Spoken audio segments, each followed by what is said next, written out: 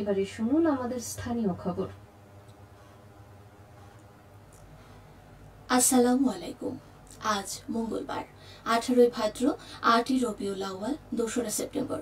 বাংলাদেশ বেতার সিলেট। সংবাদ পড়ছি শ্যামলী দাস। যথাযোগ্য মর্যাদায় সারা দেশের মতো সিলেটেও গতকাল পালিত হয়েছে মুক্তিযুদ্ধের প্রধান সেনাপতি জেনারেল মোহাম্মদ আতাউল গনি ওসমানীর 107তম জন্মবার্ষিকী। 1918 সালের এই দিনে তিনি সিলেট বিভাগের সুনামগঞ্জ জেলায় জন্মগ্রহণ করেন। তার পৈতৃক নিবাস সিলেটের বর্তমান ওসমানীনগর উপজেলার দয়ামির গ্রামে। মুক্তিযুদ্ধের সময় মুক্তিবাহিনী ও সেনাবাহিনীর প্রধান সেনাপতি ছিলেন জেনারেল মোহাম্মদ আতাউল গনি ওসমানী। 1971 সালে মুক্তিযুদ্ধ শুরু হলে ওসমানী সীমান্ত পার করে ভারতে প্রবেশ করেন।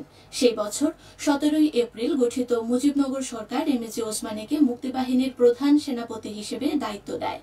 তার অসাধারণ সমনেতৃত্বে 71 সালে মুক্তিযুদ্ধ পরিচালিত হয় এবং বাঙালি জাতি অর্জন করে স্বাধীন সার্বভৌম বাংলাদেশ। দিবসটি উপলক্ষে আলোচনা সভা অনুষ্ঠিত হয়েছে মৌলভীবাজারে। জেলা শিল্পকলা একাডেমিতে অনুষ্ঠিত সভায় বক্তারা বলেন, জেনারেল ওসমানী ছিলেন মুক্তিযোদ্ধাদের আস্থার প্রতীক। তাঁর বলিষ্ঠ ও বিচক্ষণ নেতৃত্বে পৃথিবীর মানচিত্রে বাংলাদেশ নামক একটি স্বাধীন রাষ্ট্রের অভ্যুদয় ঘটে। এতে বীর মুক্তিযোদ্ধা, শহীদ মুক্তিযোদ্ধা পরিবারের সদস্য, বিভিন্ন রাজনৈতিক, সামাজিক ও ছাত্র সংগঠনের নেতৃবর্গ উপস্থিত ছিলেন। ওসমানী স্মৃতি সংসদ এর আয়োজন করে। স্বরাষ্ট্র উপদেষ্টা লেফটেন্যান্ট জেনারেল মোহাম্মদ জাহাঙ্গীর আলম চৌধুরী বলেছেন, অবাধ, সুষ্ঠু ও অংশগ্রহণমূলক নির্বাচন অনুষ্ঠানে জনগণই মুখ্য ভূমিকা পালন করবে। একটি সুষ্ঠু নির্বাচনের মাধ্যমে রাজনৈতিক সরকারের কাছে ক্ষমতা হস্তান্তর করে জনগণের আকাঙ্ক্ষা বাস্তবায়নই অন্তর্বর্তী সরকারের প্রধান লক্ষ্য।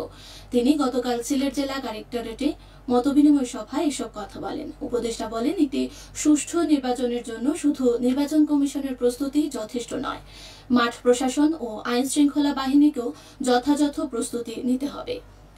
মাদককে দেশের সার্বিক নিরাপত্তা ব্যবস্থার জন্য অন্যতম হুমকি উল্লেখ করে তিনি আইন শৃঙ্খলা বাহিনীকে মাদক ব্যবসায়ীদের প্রতি জিরো টলারেন্স অবলম্বন করার নির্দেশনা দেন। এছাড়া পরিবেশ রক্ষায় সিলেটের পাথর খেকোদের বিরুদ্ধে সজাগ থাকার নির্দেশনা প্রদান করেন। কৃষি ও কৃষকের উন্নয়নে গুরুত্ব দিয়ে তিনি বলেন, উৎপাদন বাড়ানোর পাশাপাশি কৃষকেরা যেন তাদের উৎপাদিত পণ্যের ন্যায্য মূল্য পায় সেটি নিশ্চিত করতে হবে।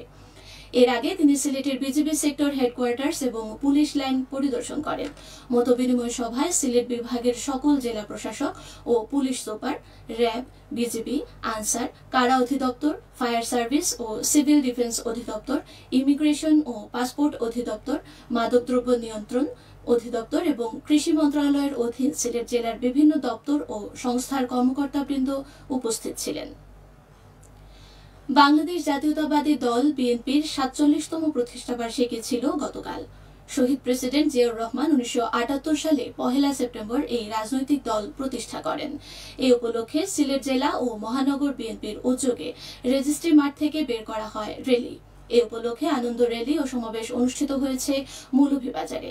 কেন্দ্রীয় শহীদ মিনার থেকে বের করা হয় র্যালি। র্যালিটি শহরের গুরুত্বপূর্ণ সড়ক প্রদক্ষিণ করে কুসুমবাগ পয়েন্টে এসে শেষ হয়। পরে অনুষ্ঠিত হয় সমাবেশ।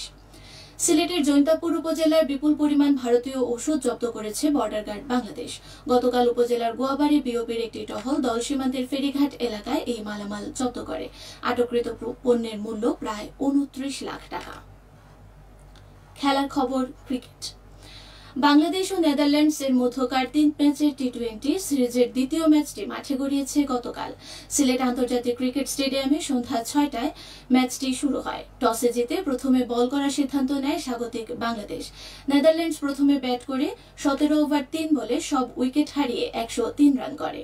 জবাবে বাংলাদেশ 13 ওভার 1 বলে 1 উইকেটে হারিয়ে 104 রানে সহজ জয় পায়। এই জয়ে সিরিজের 2-0 ব্যবধানে এগিয়ে গেল বাংলাদেশ। আগামীকাল একই ভেন্যুতে সিরিজের তৃতীয় টি-20 ম্যাচ খেলতে নামবে বাংলাদেশ ও নেদারল্যান্ডস। খেলার খবর। ফুটবল। সিলেট জেলা প্রশাসক গোল্ড কাপ টুর্নামেন্টে জয় পেয়েছে ওসমানীনগর উপজেলা দল।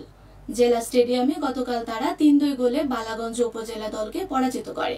বাংলাদেশ ক্রিকেট বোর্ডের 21তম বোর্ড সভা অনুষ্ঠিত হয়েছে গতকাল সিলেটে। দুপুরে একটি হোটেলে এই সভা অনুষ্ঠিত হয়। সভায় বিসিবির আসন্ন নির্বাচন সহ বিপিএল এবং বেশ কিছু গুরুত্বপূর্ণ ইস্যু নিয়ে আলোচনা করা হয়। বিসিবি সভাপতি আমিনুল ইসলাম বুলবুলের সভাপতিত্বে অনুষ্ঠিত সভায় উপস্থিত ছিলেন ক্রিকেট অপারেশনস কমিটির চেয়ারম্যান নাজমুল আবেদিন ফাহিম। বাকি বোর্ড সদস্যরা ভার্চুয়াল মাধ্যমে সভায় যুক্ত হন। সবশেষে আবহাওয়া। আজ বেলা 1টা পর্যন্ত পূর্বাভাসে বলা হয়েছে সিলেট সহ পার্শ্ববর্তী এলাকার জন্য কোনো সতর্কবাণী নেই এবং কোনো সংকেত দেখাতে হবে না। আজ সিলেটে সূর্যোদয় হয়েছে 5টা 33 মিনিটে এবং সূর্য অস্ত যাবে সন্ধে 6টা 10 মিনিটে। সংবাদ শেষ হলো। আমাদের পরবর্তী স্থানীয় সংবাদ প্রচারিত হবে দুপুর 1টা 5 মিনিটে।